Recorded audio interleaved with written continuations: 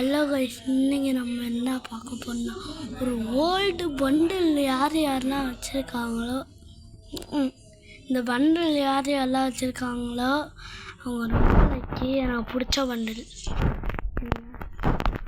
எனக்கு இந்த பண்டில்லாம் ரொம்ப பிடிக்கும். முன்னாடி ஸ்பின்னில் வந்துச்சு, இதுதான் ரொம்ப பிடிக்கும் எனக்கு. ஷர்ட்டு இடி இருக்கிற மாதிரி இருக்கும், பேண்ட் இல்லாத ட்ரெஸ்ஸு, இது முடி. ஆனால் முடி தான் கொஞ்சம் ஸ்டைலாக இருக்குது. சரி, பாய் காய்ஸ்.